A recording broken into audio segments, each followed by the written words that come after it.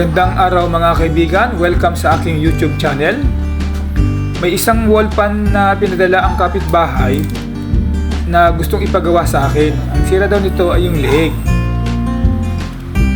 Bago ko simulan, check ko muna tong wiring.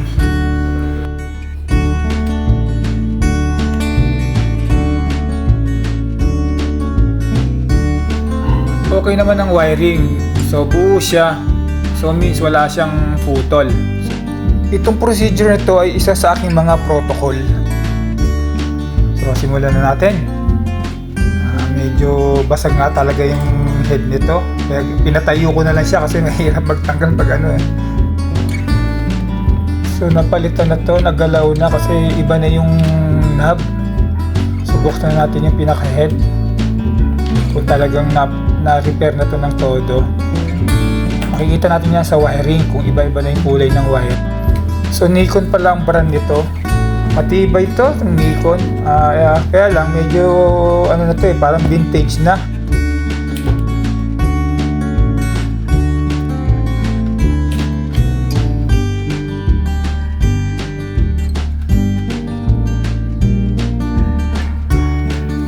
Oo nga, na-repair na to. Na iba na yung kulay ng wiring eh. Napalitan na ito ng stator motor.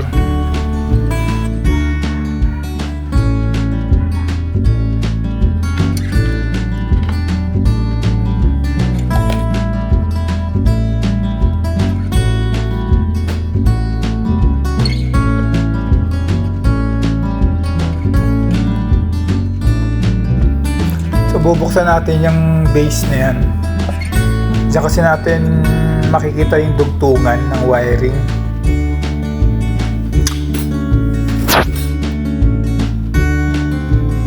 So confirm na.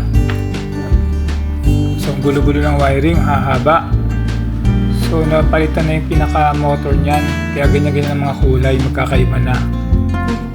So pag tinanggal natin yan ngayon, lalagyan ko siya ng color tagging. Para pag balik ako mamaya, hindi na ako masyadong malilito. Lalo na pag beginner tayo. Yung iba nga dyan, pinipicturean pa yan para pag nagbalik sila, makikita nila eh.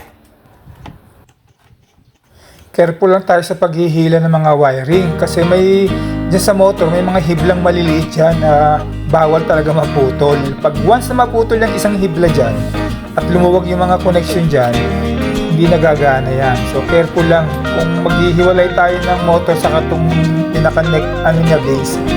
Dahan-dahan lang. So palitan na natin ng bagong leeg.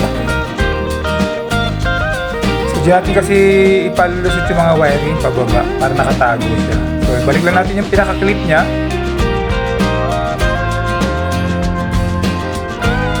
Ang dali na naman magpalit tong leeg. So yun lang, may pattern lang siya, may butas dyan, so yung papasok yung pinaka niya wire. Yun ang uunahin natin ilagay bago yung pinaka head.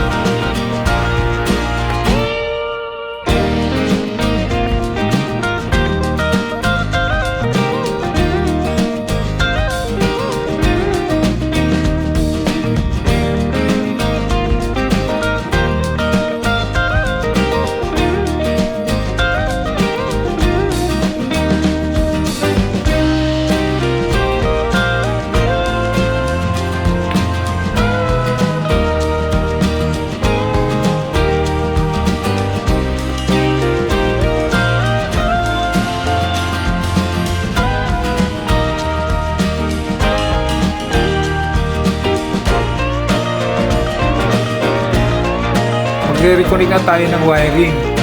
Since may color tagging, hindi na tayo masyadong mahihirapan.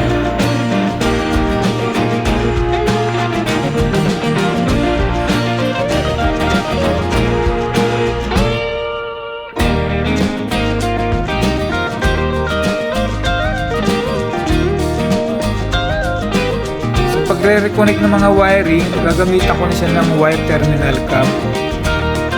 So ito yun. Yan. Piniksiyan ko na rin yung mga wiring kasi dati mahaba at magulo. So i-organize ko na rin ng konti. Gagamit ako ng mga electrical tape.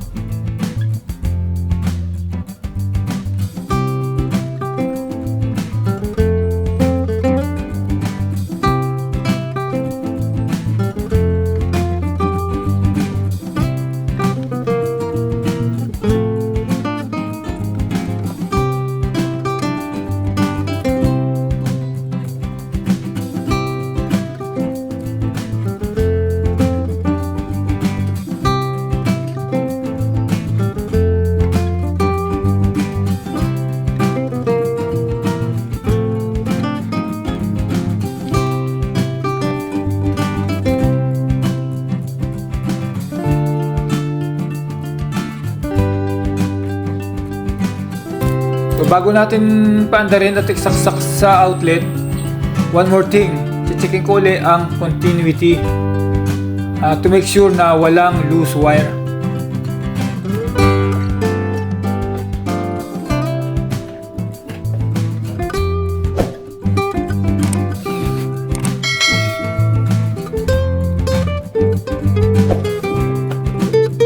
Ilalagay ko na rin sa description sa baba yung mga materialis ng mga ginamit. Saka nagpapasalamat ako sa mga nanood.